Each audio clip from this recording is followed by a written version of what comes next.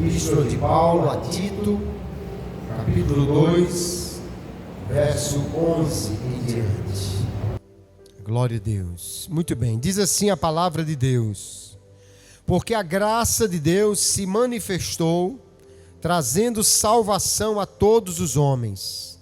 Ela nos educa para que, renegadas a impiedade e as paixões mundanas, vivamos neste mundo de forma sensata, justa e piedosa, aguardando a bendita esperança e a manifestação da glória do nosso grande Deus e Salvador, Jesus Cristo. Ele deu a si mesmo por nós, a fim de nos remir de toda iniquidade e purificar para si mesmo um povo exclusivamente seu, dedicado à prática de boas obras. Amém. E graças a Deus por sua palavra. Vamos orar, queridos, agradecendo ao Senhor por esta palavra. Querido Pai, queremos te louvar, render graças ao teu nome, Senhor, por esta ocasião tão feliz de estarmos reunidos na tua casa para aprender de ti, da tua palavra. Quando precisamos que o teu Espírito Santo nos ajude, iluminando-nos o entendimento, nos dando sabedoria e graça e falando a cada coração por tua palavra, Senhor. Que nesta noite saiamos daqui edificados por ela e que o teu Espírito nos ajude a viver de acordo com esta palavra.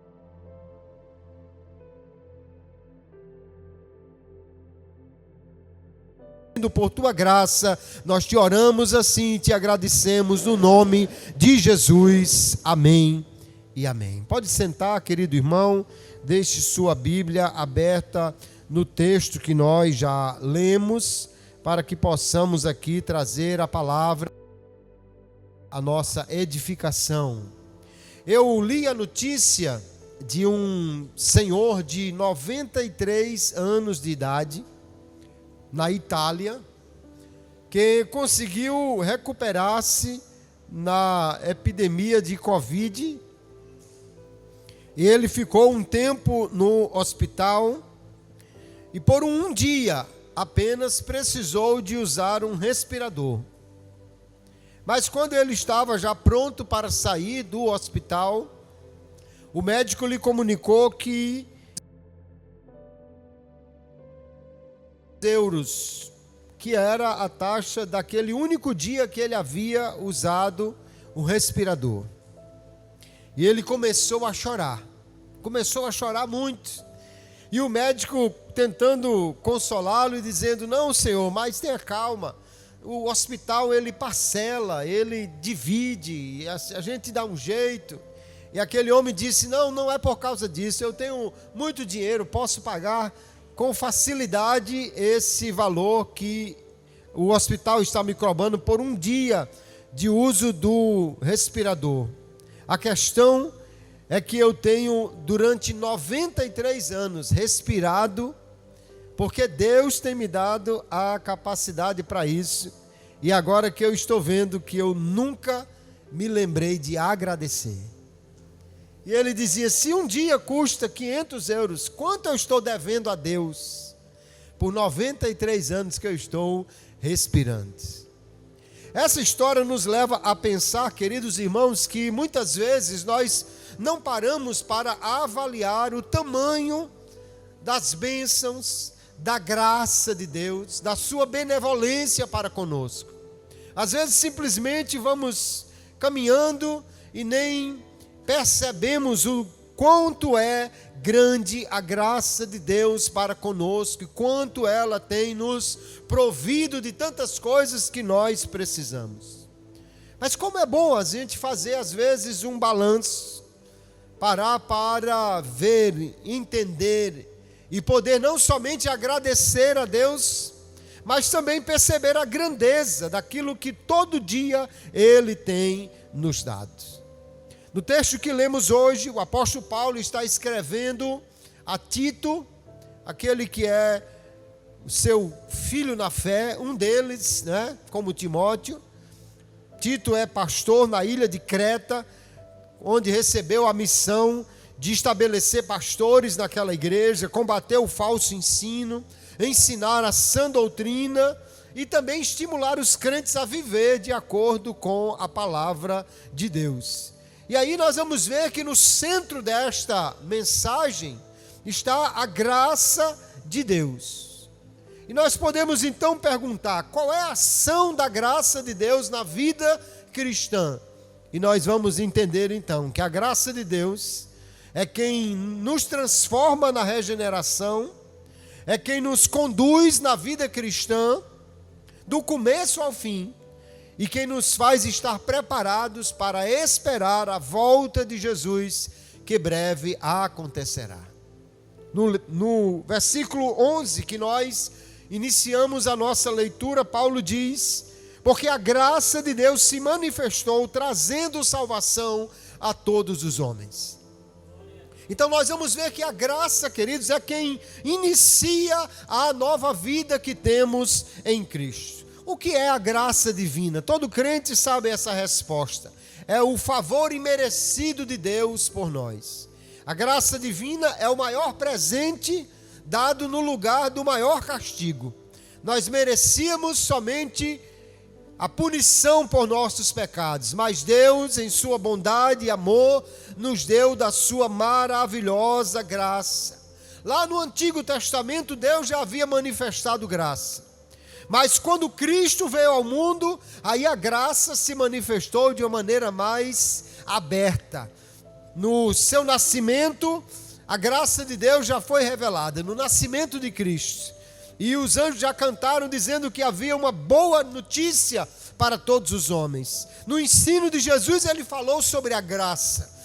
Nos seus milagres, ele demonstrou a sua graça. Mas foi na cruz onde ele revelou a maior graça, aleluia, quando morreu por nós para nos remir da velha vida e nos dar agora uma nova vida nele.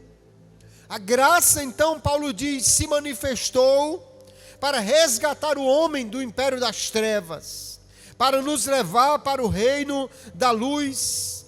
E ele diz que esta graça foi revelada a toda a humanidade. Todos os homens podem ser salvos, porque Cristo morreu por cada homem que existe, que existiu ou que ainda existirá nesta terra. Nós vamos encontrar em outros textos Paulo falando desta universalidade da oferta da graça, quando ele diz, por exemplo, 1 Timóteo 2 e 4, que ele diz que Deus quer que todos os homens sejam salvos e venham ao conhecimento da verdade. Deus quer salvar a todos, queridos. Por isso Cristo morreu por todos. Nós vamos encontrar na segunda epístola de Pedro também ele dizendo: o Senhor não tarda a sua promessa, ainda que alguns a tenham por tardia, mas é longânimo para convosco, não querendo que alguns se percam, senão que todos venham a arrepender-se.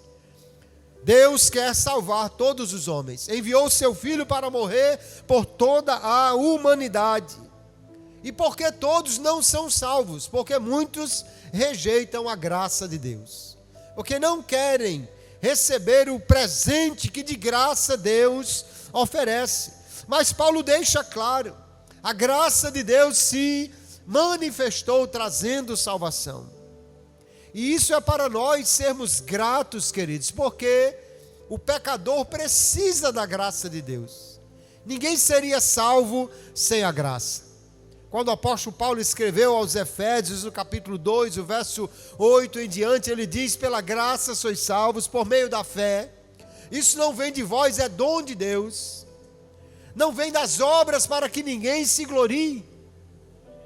Porque não fui eu que dei o primeiro passo, foi Ele que veio ao nosso encontro. Não fui eu que o encontrei, eu estava perdido, Ele que me encontrou, me tirou das trevas para a sua maravilhosa luz. E nós entendemos que o homem decaído, o seu arbítrio está tão deformado, tão morto, que ele não pode decidir-se pela salvação, senão se for alcançado por esta maravilhosa graça. Mas Deus, como é tão grande em misericórdia, Ele quer salvar a todos. Por isso a graça de Deus encontra cada homem. ela é oferecida a todos. E nós precisamos desta graça todos os dias.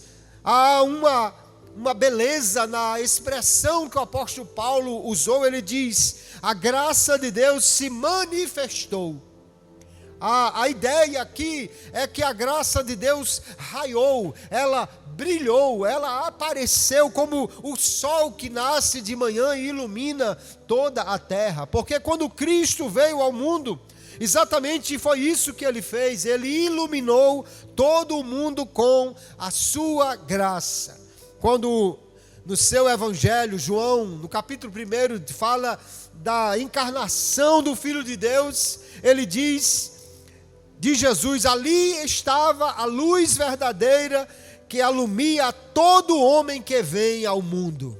Todos são alcançados por essa manifestação da graça. Aleluia. Nós percebemos que há uma necessidade da graça, e só por ela nós podemos ser salvos. Mas todos podemos louvar a Deus, porque Ele manifestou essa graça em Cristo Jesus. Eu gosto de uma frase de John Wesley, que ele diz: não há homem, a menos que extinga o Espírito, que esteja completamente sem a graça de Deus. E ele conclui dizendo: não há homem que peque porque não tem graça, mas peca porque não usa a graça que tem. Porque a graça de Deus tem se mostrado salvadora a todos os homens. E essa é a grande distinção do cristianismo, queridos. A graça de Deus se manifestou trazendo salvação a todos os homens. Mas essa graça não só inicia a vida cristã. Paulo continua dizendo assim: esta graça, no verso 12, nos educa, nos ensina, para que, renegadas a impiedade e as paixões mundanas, vivamos neste mundo de forma sensata, justa e piedosa. A graça iniciou a vida cristã, mas Deus não nos deixa viver sem esta graça. Aliás, nós não poderíamos ser crentes sem a graça. A mesma graça que iniciou, pela ação do Espírito Santo que nos convenceu, esta mesma graça que é libertadora, agora ela é educadora, ensinadora. A palavra que Paulo usa aqui é que a graça é uma pedagoga. Ela que nos ensina. Ensina a quê? Ensina a vivermos de maneira que nós agrademos a Deus. Ele nos liberta e em seguida Ele nos dá direção para nós vivermos nesta nova vida. A graça nos ensina, educando e até mesmo nos disciplinando quando nós precisamos. Mas ela nos acompanha todos os dias. No dia que você estiver se sentindo um crente forte, é pela graça de Deus. E no dia que você estiver se sentindo um crente fraco, é só um sentimento. Você não é um crente fraco, você é um crente forte pela graça de Deus, porque ela continua a operar na nossa vida para nos dar a direção, aleluia, e nos ensinar como nós devemos viver. A graça, ela dá a capacidade de nós vivermos de maneira a honrar a Deus, porque ela nos ensina a cada dia. E o que é que ela nos ensina? Paulo vai falar aí de dois aspectos desta graça. Primeiro, ele diz que a graça nos ensina a renegar a impiedade e as paixões mundanas. A graça nos ensina o que nós devemos abandonar. Porque a vida cristã, queridos, ela é uma renúncia. Mas nós podemos renunciar porque a graça de Deus nos ensina isso. A graça fornece a chave que liberta e também fornece a lixa que tira o que não agrada a Deus. A graça fornece a luz que nos faz chegar ao reino de Deus e nos fornece também a direção para nós caminharmos neste reino, porque nós precisamos da graça de Deus para abandonar as coisas que não agradam a Deus. Às vezes eu ouço alguém dizer: não, eu primeiro vou deixar isso para depois ser crente. Não, você primeiro deve ser crente, porque é pela graça de Deus que Ele nos dá a capacidade de abandonar a impiedade, a abandonar as práticas mundanas. É pela graça. E essa graça é exatamente a ação do Espírito Santo de Deus, nos orientando, nos guiando em tudo. Veja que a graça, queridos, ela não é simplesmente uma norma, mas é uma ajuda de Deus, uma orientação de Deus por seu Espírito. A graça não muda por fora, ela muda por dentro e de dentro para fora. Por isso que nós podemos mudar. Às vezes nós vemos na igreja alguém que aceitou a Jesus, e no outro dia, se essa pessoa tiver ainda com as roupas que usava, ou as roupas que os crentes não costumam usar, alguém pensa, ele se não mudou, não foi salvo. Acontece que quando a pessoa aceita Jesus, o seu guarda-roupa não é transformado automaticamente. Mas o seu interior, ele começa a ser modificado pela graça de Deus para dizer, isso não te pertence mais, isso não é a forma de viver a partir de agora, isso não é a maneira de agradar a Deus, e você pode viver de uma maneira diferente. E aí então a graça de Deus vai nos moldando e nos conduzindo. Mas além de nos ajudar a abandonar o que não agrada a Deus, Paulo diz, renegadas as paixões mundanas, vivamos neste mundo de forma sensata, justa e piedosa. A graça nos ensina também, queridos, a maneira de nós vivermos sensata, sóbria, disciplinada, moderada, diz respeito à forma como nós nos relacionamos com Deus, conosco e com os outros. No que diz respeito a como nós nos relacionamos com nós mesmos, ele diz, nós devemos viver nesta vida de forma sóbria. Isso quer dizer, de forma equilibrada. Quando você vê alguém desequilibrado, está faltando graça. Quando você vê um crente que não consegue realmente equilibrar suas emoções, seus sentimentos, está faltando graça. Mas Deus tem graça para nos ensinar a viver assim. E ele diz que a graça também nos ajuda a viver de forma justa. Justa quer dizer que nós tratamos os outros com justiça, que nós agimos corretamente, que nós agimos de maneira a não ferir ou não defraudar o nosso próximo. Se você vê um crente que compra e não paga, um crente que vive pisando nos outros, um crente que agride alguém, está faltando graça. Mas Deus nos dá esta graça, nos ensina a viver desta maneira. E ainda ele diz que nós devemos viver de maneira piedosa. Piedade na Bíblia não é pena, compaixão, e sim o temor de viver diante de Deus, na presença de Deus. Uma vida piedosa é de alguém que reconhece que Deus está vendo tudo o que fazemos, nos acompanhando. É uma referência ao temor de Deus na vida daquele que sabe que tudo Ele vê e Ele está pronto a nos ajudar a andarmos de maneira a lhe honrar e lhe agradar em todas as coisas. Olha que coisa maravilhosa, queridos. A graça nos ensina a viver. A graça nos ensina a tirar o que Deus não quer e viver de maneira que o honre. Se algum crente sente ainda dificuldades, vive tropeçando, e vez por outra o velho homem quer acordar, você sabe que a graça de Deus é quem ensina a viver de maneira a agradar a Deus. Então nós precisamos buscar esta graça, pedir ao Espírito Santo que nos oriente, que nos conduza, que nos ensine, que nos dê sabedoria para nós vivermos assim. Mas assim como a graça que liberta, a graça salvadora pode ser resistida, a graça que educa e que transforma também pode ser resistida. Porque às vezes tem gente que diz assim, não, mas eu sou assim, eu nasci assim, eu sou sempre assim. Essa síndrome de Gabriela, né? Eu nasci assim, eu vivi assim, eu sou sempre assim. Mas o Espírito Santo nos chamou para sermos diferentes. E se nós acharmos que não sabemos como, Paulo diz, esta graça nos ensina a viver de maneira que agrademos ao Senhor em tudo o que nós fazemos. A graça nos ensina a obedecer a Deus, a viver de acordo com o que Ele quer para a nossa vida. Aleluia!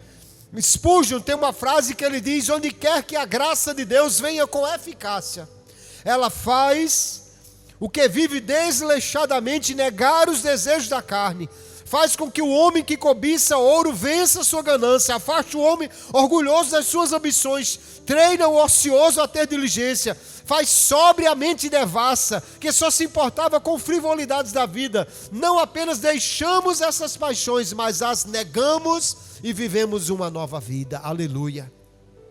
Nós precisamos viver de maneira a manifestar a graça de Deus na nossa vida.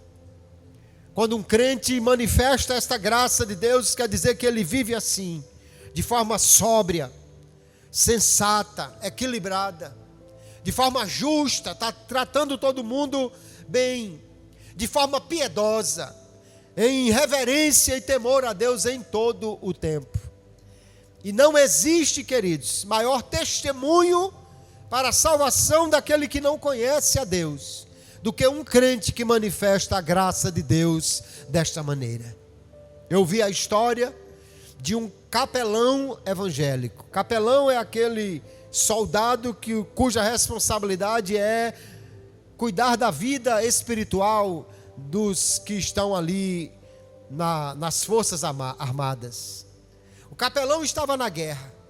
Um soldado foi ferido no campo de batalha. E ele correu para ajudá-lo. E deitou aquele homem com cuidado na trincheira e perguntou: você quer que eu leia um trecho da Bíblia para você? E ele disse: não, eu estou com muita sede, eu preferia que o senhor me trouxesse água. Ele pegou o seu cantil, tirou, deu água para aquele homem. E agora, você quer que eu leia a Bíblia para você? Não, estou com a cabeça aqui mal acomodada, eu preferia que o senhor conseguisse alguma coisa. E ele tirou o capote, dobrou, fez um travesseiro, colocou ali. E agora, eu posso ler a Bíblia para você? Não, eu estou morrendo de frio. E ele tirou o seu casaco, colocou naquele homem e disse: e agora eu posso ler a Bíblia para você? Ele disse: se o que está escrito nessa Bíblia é que lhe ensina a viver assim, cuidando dos outros, eu quero que você leia essa Bíblia para mim.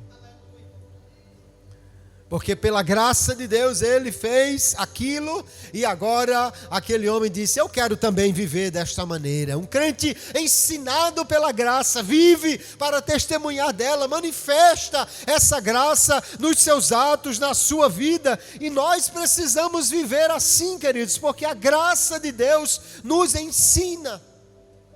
Aleluia! Que coisa maravilhosa é a vida do crente. Começa pela graça. Deus encontra lá no mundo, tira das trevas, traz para a luz, muda o seu interior, transforma a sua vida, aleluia, faz dele uma nova criatura, que ele não poderia jamais pensar, nem sonhar em ser esta pessoa. Quantos crentes aqui, que antes tinham uma vida completamente desregrada, Deus os encontrou, transformou a sua vida, trouxe para a sua casa, mas agora, Paulo diz, essa mesma graça, essa mesma ação do Espírito Santo no coração, ela nos ensina, ela nos educa, ela nos mostra como devemos fazer. Não há desculpa então para eu ser um crente que não consegue viver aquilo que a graça de Deus me capacita para ser. Não há desculpa para mim, porque se eu disser que não sei, eu estou dizendo que o Espírito não é poderoso o suficiente para me ensinar. Se eu disser que não posso mudar, eu estou dizendo que Ele não tem a capacidade de me transformar. Isso não é verdade. Não há crente ou não há alguém tão torto que o Senhor não possa lhe transformar numa nova criatura. Não há ninguém tão briguento que a graça não lhe faça ser mais calmo. Não há ninguém tão avarento que a graça não lhe faça ser mais generoso. Não há ninguém tão rebelde que a graça não faça ser mais obediente. Não há ninguém tão distante das pessoas que a graça não lhe faça ser amoroso. Porque esse Espírito de Deus maravilhoso que habita em nós é um agente poderoso da graça de Deus para nos educar, nos transformar e nos fazer novas criaturas. Aleluia. Paulo diz então que a graça trouxe salvação e depois ela nos ensina a negarmos as coisas que não agradam a Deus. Viver de maneira sensata, justa e piedosa. Mas no verso 13 ele traz aí a terceira ação dessa graça, que é nos ensinar e nos capacitar a aguardar a bendita esperança e a manifestação da glória do nosso grande Deus e Salvador, Jesus Cristo. Aleluia. Porque nós estamos hoje, queridos, vivendo num intervalo entre a primeira e a segunda vinda de Jesus. Quando ele veio na primeira vez, ele morreu na cruz para trazer salvação a todos os homens. Mas ele foi para o céu e ele prometeu dizendo: eu virei outra vez e vos levarei para mim mesmo, para que onde eu estiver, estejais vós também. Vivemos nesta presente era, neste presente século, neste mundo presente, Paulo diz, aguardando a bendita esperança e a manifestação do nosso grande Deus e Salvador, Jesus Cristo. Quando olhamos para trás, vemos o que Cristo fez por nós na cruz. E Paulo diz que ele se entregou para nos remir, que ele se entregou para nos purificar, que ele se entregou para nos dar esta nova vida. Mas quando olhamos para frente, nós vemos que estamos aguardando a vinda do Senhor, e breve ele se manifestará mais uma vez para vir buscar o seu povo, a sua igreja. Aleluia.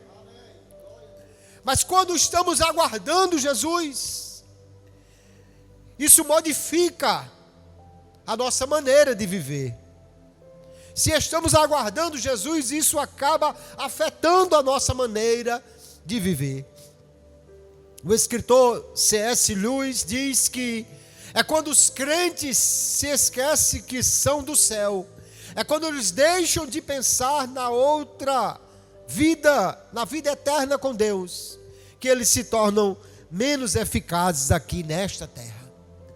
Porque um crente que está sempre pensando em ir para o céu, ele é alguém poderosamente usado por Deus para viver nesta terra de maneira a agradar a Deus.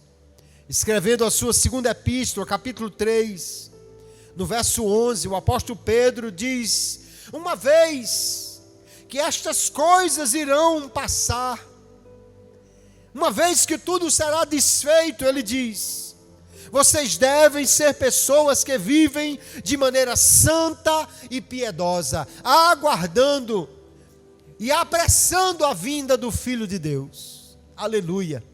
Porque nós aguardamos Jesus, queridos. Nós vivemos nesta terra de maneira diferente. O que você pensa sobre o céu determina o que você faz na terra.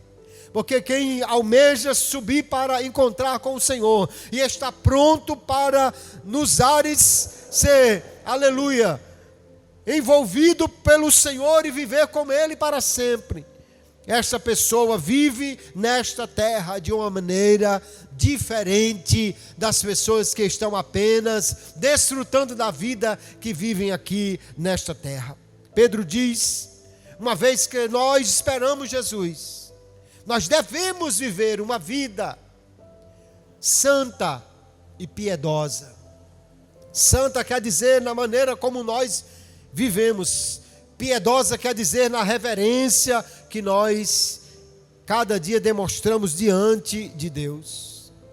Porque se somos crentes esperando Jesus, isso significa que nós precisamos viver todos os dias envolvidos por esta graça de Deus. As nossas convicções determinam as nossas atitudes. Aquilo que cremos determina aquilo que nós vivemos.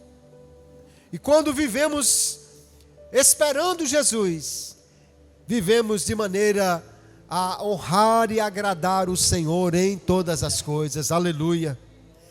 Jesus veio pela primeira vez para salvar a alma do homem, mas Ele virá pela segunda vez para transformar o nosso corpo e nos levar para estar com Ele. Ele veio pela primeira vez para ser crucificado, mas virá uma segunda vez para ser coroado como rei, aleluia. Ele veio pela primeira vez e foi posto no madeiro, mas virá a segunda vez e será colocado no trono, aleluia. Ele veio a primeira vez, mas virá uma segunda vez, não mais em humildade, mas em glória, aleluia. Virá para buscar a sua igreja e depois virá com ela para reinar sobre a terra. Ele veio a primeira vez e foi julgado pelos homens, mas ele virá outra vez para julgar toda a humanidade. Veio, aleluia, como o Cordeiro de Deus, mas virá outra vez como o leão da tribo de Judá.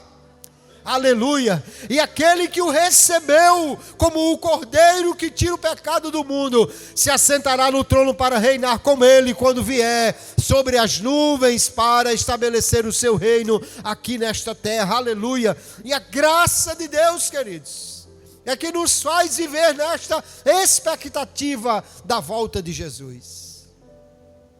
Se algum crente não lembra da volta de Jesus, se algum crente não está pensando realmente em encontrar Jesus, está faltando graça, está precisando mais graça, a graça que nos faz viver de maneira que, estando na terra, estamos com o pensamento voltados para o céu. Embora vivamos aqui todos os dias, mas vivemos como se fosse cada dia o último dia, esperando o Senhor vir buscar a sua igreja. Jesus nos comprou, queridos, nos remiu, Paulo diz, e Ele nos comprou para sermos dele. E breve Ele virá para buscar aquilo que é dele, aleluia. Quantas pessoas estão vivendo completamente alheias a isso, rejeitando a graça de Deus, vivendo da maneira que lhe agradam, distante de Deus. Mas Jesus veio a este mundo para nos comprar e nos purificar. E ele diz, Paulo, um povo seu, exclusivamente seu. Um povo que vive para Ele, um povo que o honra, dedicado às boas obras, ou seja, aquilo que Ele se agrada de nós, aleluia. Nós precisamos nesta noite reconhecer, queridos irmãos, que a graça de Deus, ela é indispensável à vida cristã. Se você é crente, é pela graça. Se você é santo, é pela graça. Se você é justo, é pela graça. Se você vive e demonstra Jesus na sua vida, é pela graça de Deus. Pastor, e se eu não estiver conseguindo viver dessa maneira? Então você tem a graça de Deus. Clame a Ele, busque a Ele. Porque a graça de Deus não é uma força vazia, é a ação do Espírito Santo, o agente da graça de Deus no nosso coração. E esse mesmo Espírito, Ele vai nos ajudar a crescer nesta graça e a vivermos cada dia de maneira a honrar o nosso Senhor. Porque é Ele que nos convida à oração, é Ele quem nos chama à consagração, é Ele que nos desperta para ler a palavra, é Ele que nos chama para estar na igreja. Nós só precisamos, queridos, não resistir a esse chamado do Espírito Santo e buscar cada dia viver conforme a sua direção para a nossa vida.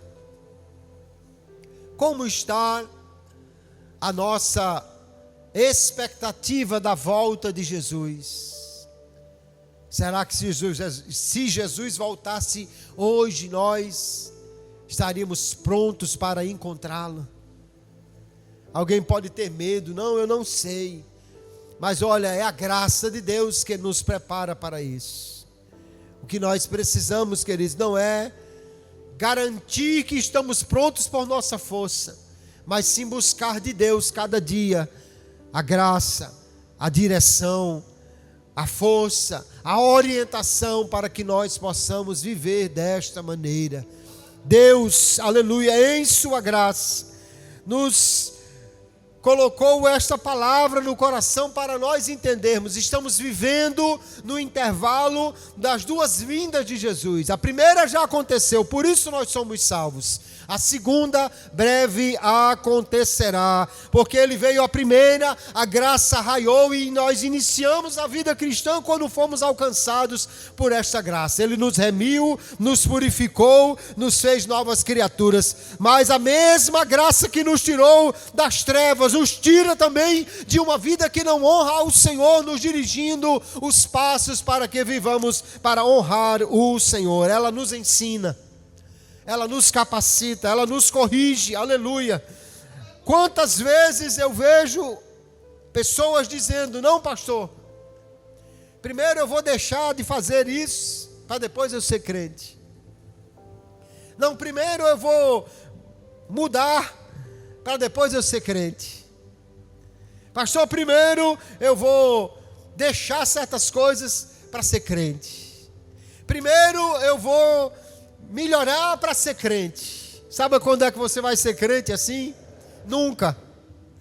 Porque nós não melhoramos, nós não mudamos, nós não deixamos a vida do mundo por nossa força.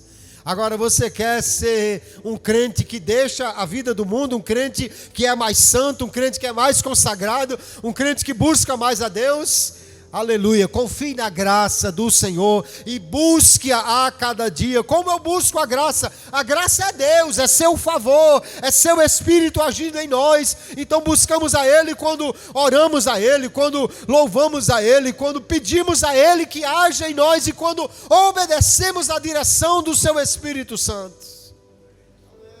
Há crentes que continuam os mesmos velhos crentes, porque continuam resistindo ao Espírito que diz: mude, mude, mude. E nós não mudamos porque achamos que somos assim mesmos. Mas Deus, em sua graça, nos traz essa noite para entender. Ele nos salva e Ele nos ensina a viver de maneira a agradar o Senhor. Aleluia. Deus é o maior interessado que nós tenhamos uma vida que agrada a Ele. Por isso Ele nos dá o seu Espírito para nos corrigir, para nos orientar, para nos capacitar. Se precisa de graça, chame o Deus da graça, clame ao Deus da graça, porque Ele tem graça sobre graça para nos dar. Eu li uma história de um jovem que vivia discutindo com seus pais, vivia brigando com eles.